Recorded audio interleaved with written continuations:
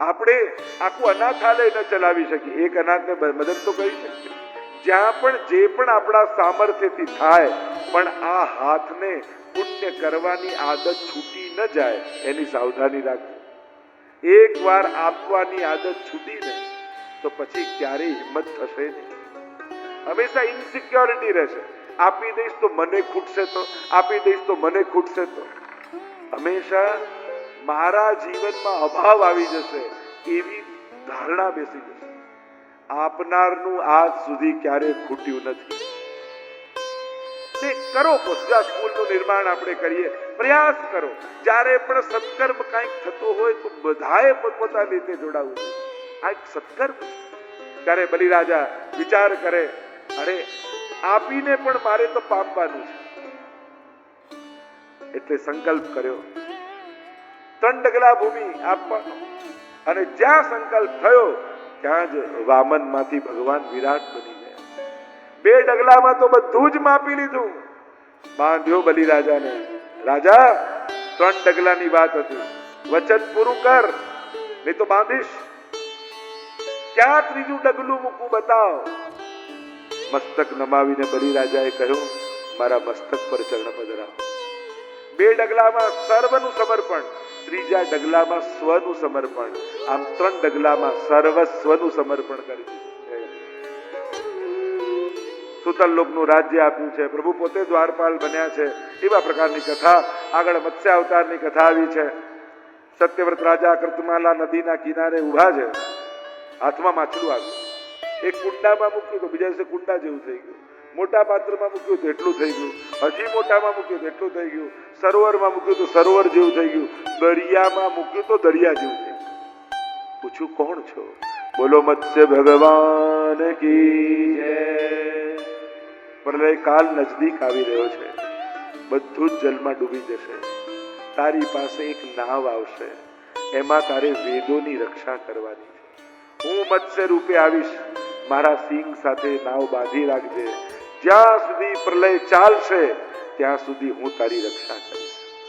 મત્સ્ય પુરાણમાં બહુ સુંદર સંવાદ છે. મત્સ્ય ભગવાન અને સત્યવત રાજા, જેમ કહ્યું એમ થયું. અને પ્રલય કાળમાં મત્સ્ય ભગવાન પધાર્યા, વેદોની રક્ષા કરી. અહીંયા અષ્ટમ સ્કંદને વિરામ આપીએ, પ્રવેશ કરીએ 9મા સ્કંદમાં. ઈશાનું કથા, ઈશસ્ય અનુગામી નામ કથા, ભક્તોના ચરિત્ર. સુદ્યુમ્નની કથા આવી, નભગના પુત્ર નાભાગની કથા આવી, અમરીશની કથા આવી, હરિશ્ચંદ્રની કથા આવી, સગર ચરિત્ર આવ્યું.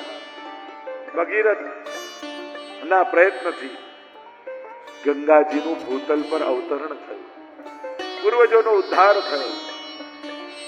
રામ જન્મની કથા આવી.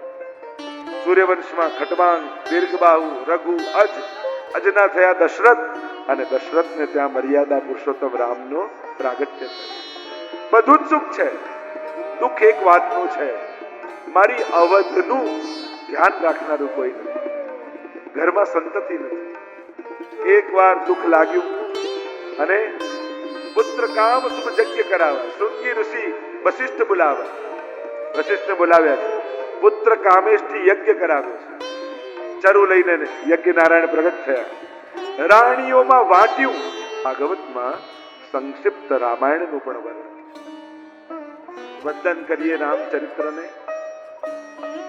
નિમિ રાજાના વંશનું વર્ણન આવ્યું. પરશુરામ દ્વારા ક્ષત્રિય સંહારની કથા આવી. ચંદ્રવંશનું વર્ણન આવ્યું. યયાતિનું ચરિત્ર આવ્યું. રંતી દેવની કથા આવી.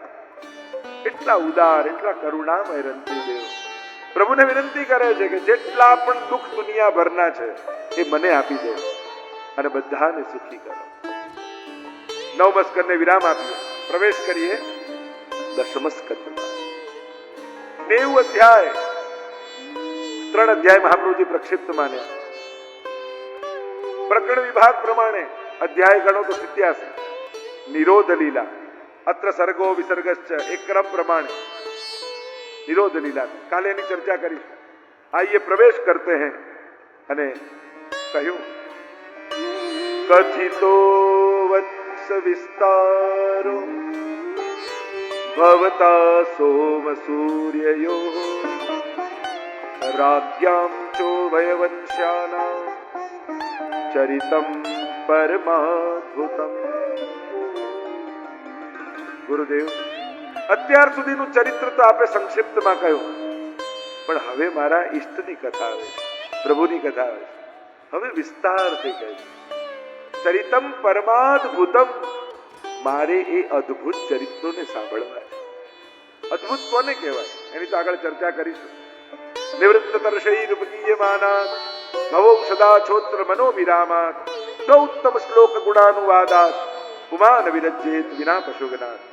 કોણ એવો આત્મઘાતી જીવ હશે જેને ભગવાનની કથામાં રસ નહીં આવતો હોય? અનેક પ્રશ્નો કર્યા છે પરીક્ષિત રાજાએ સુખદેવજી. પરીક્ષિત મહારાજ યાદ કરે છે પ્રભુની કૃપાને. મારા પૂર્વજો ઉપર કેટલી કૃપા ઠાકોરજીની છે. પિતામહમે સમરે મરંજય દેવ વ્રતાદ્ય તીર્થૈસ્તિ મિંગલૈ દુરત્યયમ કૌરવ સૈન્ય સાગરમ કૃત્વા તરન્વત્સ પદમ સ્મયત્પ્લવાદ. ન તરી શકાય એવું કૌરવ સૈન્ય સાગરમ. પ્રભુની કૃપાથી કૃત્વા તરન વત્સપદમ. એક વાછરડાના પગથી ખાડો પડે અને ચાલતો ચાલતો માણસ સહજ ઓળંગી જાય એ રીતે ઓળંગી ગયા. પ્રશ્નો કર્યા. બલરામજી તો રોહિણીજીથી પ્રગટ થયા, પછી દેવકીજીના પુત્ર કઈ રીતે કહેવાય? કૃષ્ણ વસુદેવજીનું ઘર છોડીને વ્રજમાં કેમ બસ્યા? નંદાદી ગોપો સાથે ક્યાં ક્યાં પ્રભુએ નિવાસ કર્યો? વ્રજમાં તથા મધુપુરીમાં રહીને પ્રભુએ કઈ કઈ લીલાઓ કરી? કંસ તો મામા હતા, છતાં એને કેમ માર્યા? દ્વારિકાપુરીમાં યદુવંશીઓ સાથે પ્રભુએ કેટલા વર્ષ નિવાસ કર્યો? પ્રભુની પત્નીઓ કેટલી હતી? અનેક પ્રશ્નો કરીને કહ્યું, પૂછ્યું એ તો કહેજો, પૂછવાનું રહી ગયું એ કથા પણ કહેજો. સુતૌવાચ એવં નિશમ્બર ભગુરંદન સાધુવાદમ વૈયા સખીસ ભગવાન અથ વિષ્ણુરાતમ. થયું કે સુખદેવજી ને પરીક્ષિતની વચ્ચે સંવાદ ચાલી રહ્યો છે, એમાં વચ્ચે સુતૌવાચ ક્યાંથી આવી ગયું? મહાપ્રભુજી અર્થઘટન કર્યો. ત્યારે ભગવદ વિષયક પ્રશ્નો કર્યા ને ત્યારે સુખદેવજીની સમાધિ લાગી ગઈ. પ્રભુની લીલામાં મગ્ન થઈ ગયા. પ્રભુને થયું કે આ કથા અધૂરી ન રહી જાય ક્યાંક, એટલે હવે ભગવાન સુખદેવજીના હૃદયમાં પ્રવેશ્યા અને હવેની કથા ભગવાન પોતે કહે છે. સ ભગવાન અથ વિષ્ણુરાતમ.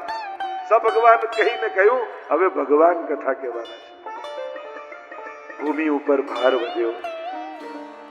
ગાયનું રૂપ ધારણ કરી પૃથ્વી બ્રહ્માજી પાસે ગઈ, નારદજી સાથે.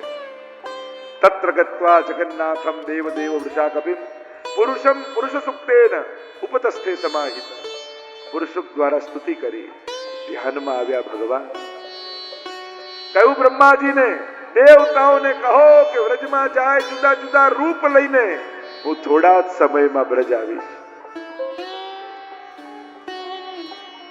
કોઈ ગાય બન્યું, કોઈ વાછરડું બન્યું, કોઈ પથ્થર બન્યું, કોઈ વૃક્ષ બન્યું, જુદા જુદા રૂપ ધારણ કરીને પહોંચી ગયા વ્રજમાં અને વ્રજનું કણે કણ કૃષ્ણની પ્રતીક્ષા કરવા લાગ્યું. અને તું મૃત્યુથી ડરે છે. મૃત્યુર જન્મ વતામ વીર દેહેન સહજાય. મૃત્યુ તો જન્મની સાથે પેદા થાય છે. હું તને વચન આપું છું, વસુદેવજી કહે, જે બાળક થશે તને આપી દઈશ. 6 બાળક થયા. થયું શત્રુ તો 8મો છે. નારદજીને થયું કે પાપનો ઘડો ભરાશે નહીં તો ફૂટશે કેમ? જઈને સમજાવ્યા, આમાં પહેલો કયો ને 8મો કયો ખબર કેમ પડે? બધા જ પહેલા બધા જ 8મા. કંસની મતિ ભ્રષ્ટ થઈ 6 બાળકોને મારી નાખ્યા. શેષજીનો સમય આવ્યો. આવ્યા દેવકીજીના ગર્ભમાં.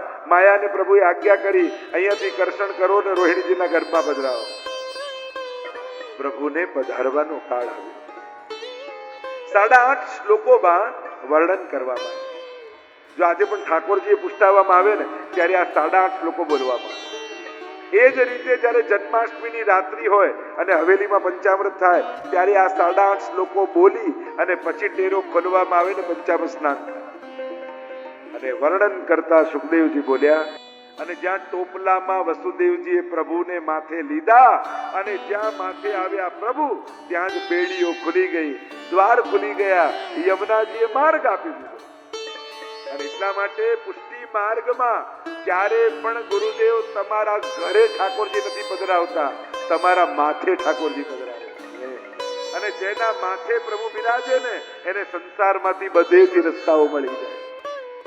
કોઈ એમ નથી પૂછતું તમારા ઘરે કયું ઠાકોરજી બિરાજે, આપણે તમારા માથે કયું સ્વરૂપ બિરાજે છે, આપણે એમ પૂછીએ તમારા માથે કયા ઠાકોરજી બિરાજે, આ કોના માથે બિરાજે? કોઈના ઘરમાં નહીં, તમારા માથે પધરાજે. અને મોટો ફરક છે, ભગવાન મારી સાથે છે, ભગવાન મારી માટે છે અને ભગવાન મારી માથે છે. આ ત્રણેયમાં ફરક છે.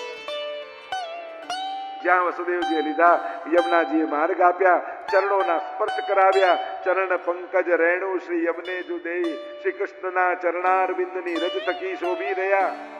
પધાર્યા વસુદેવજી ત્યાં, માયાને લીધી ટોપલામાં, લાલનને પધરાવ્યા નંદાલયમાં, પાછા આવ્યા, અવાજ કર્યો માયાએ, સિપાહીઓ જાગ્યા, કંસને જઈને સમાચાર આપ્યા, દોડતો આવ્યો કંસ, ક્યાં માયાને પછાડવા જાય, આકાશમાં ગઈ અસ્તબુજાડી માયા થઈ, કહ્યું મૂર્ખ, તને મારનારો તો ક્યારનો બીજે પહોંચી ગયો. અને અહીંયા રાત્રિનો સમય છે, સવાર થવાની વેળા આવી છે. નંદ બાબા સૂતા છે અને સુતા સુતા મંગલ સ્વપ્નો નંદ બાબાને આવે છે. એક નાનકડું બાળક નંદાલયના આંગણામાં સુંદર ચરણમાં નુપુર ધારણ કરી અને છમ છમ છમ છમ છમ છમ છમ છમ દોડી રહ્યું છે. નંદ બાબાને જોયું કે બાળક કોણ? આમ ઉઠીને જાગ્યા ને જુએ તો રાતનું અંધારું છે. કેવું સુંદર બાળક હતું, કોણ હતું? ફરી નંદ બાબા સુઈ ગયા અને સુઈ ગયા તો સ્વપ્નમાં દેખાયું નંદાલયની સુંદર શ્વેત ગાયોને લઈ એક સુંદર બાળક યો યો યો કરતા કરતા ગોવૃંદને લઈને નંદાલય તરફ આવી રહ્યું છે. અધર પર વેણુ પધરાવીને વેણુના સ્વર લેરાવી રહ્યું છે. ફરી આંખ ખુલી, અરે આ કોણ બાળક છે? નંદાલયમાં આવે છે. મંગલ મંગલ સ્વપ્નો આવવા લાગ્યા. નંદ બાબા બ્રહ્મ મુહૂર્તમાં જાગી અને ગૌશાળામાં ગાયોની સેવા કરવા લાગ્યા. અહીંયા ગોકુલમાં સવાર સૂરજના કિરણો જાણે સુવર્ણમય સોનાના કિરણો બન્યા અને પૃથ્વી પર એ રીતે પડવા લાગ્યા જાણે ધરતી રાણી સોનાની ઓઢણી ઓઢી નંદ મહોત્સવનો આનંદ કરવા આવી. કલકલ કલકલ વહેતા યમુનાજીને હરખ છે. અરે કૃષ્ણામ કૃષ્ણ સમામ કૃષ્ણ રૂપામ, મારા પૂર્ણ રૂપ વર્ણને ધારણ કરનારા ઠાકોરજી છે. પહેલી વધાઈ તો હું આપીશ નંદ મહોત્સવ. મયુરને એમ થયું, અરે જે અમારા પીછાને મસ્તક પર ધારણ કરવા વાળો છે એની વધાઈ ગોકુલને પહેલા હું આપું. નંદાલયના અટારી પર ચડી કેવો કેવો ના સ્વર કરવા લાગ્યો. ગાયોને એમ કહ્યું, અરે અમારો ગોપાલ આવે છે, અમને ચરાવવા વાળો, અમારા નામે ઓળખાવા વાળો, એની વધાઈ તો અમે આપીશું. ગળામાં બાંધેલી સોનાની ઘંટડીને લઈ ટન ટન ટન ટન કરતી ગાયો એક સાથે ઘંટનાદ કરવા લાગી. નંદ બાબાને થયું કે આ મંગલ ધ્વનિઓ કેમ થાય? એટલામાં નંદ બાબાના બહેન સુનંદાજી બાબીને બાળક થવાનું છે એટલે રહેવા માટે આવ્યા છે. અને જ્યાં સુતિકા સદન પાસેથી પસાર થયા, નાના બાળકના રડવાનો અવાજ સંભળાયો. દોડતા દોડતા અંદર ગયા, જુએ તો યશોદાજી ગાઢ નિંદ્રામાં છે અને બાજુમાં નીલમણી અલૌકિક સુંદર બાળક કિલકારીઓ કરી રહ્યું છે. ચરણના અંગુષ્ઠને મુખમાં પધરાવી મંદ મંદ સ્મિત કરી રહ્યું છે. અને જ્યાં સુનંદાજીએ જોયું, અરે યશોદા જાગ, ધન્ય યશોદા ભાગ્ય બિહારે जिन ऐसो सुत जायो हो. अरे तारे ત્યાં બાળક નહીં ભગવાન આયા છે. અને યશોદાજીએ તો છાતીએ ચાપી લીધા. કૃષ્ણને બોલી શકતા નથી, નેત્રોમાંથી ચોધાર આંસુ સરે છે. સુનંદાજીને થયું કે પહેલી વધાઈ હું આપીશ. દોડતા દોડતા દોડતા રસોડામાં ગયા, ડબ્બો ખોલ્યો મિશ્રીનો, બંને મુઠ્ઠીમાં મિશ્રી ભરી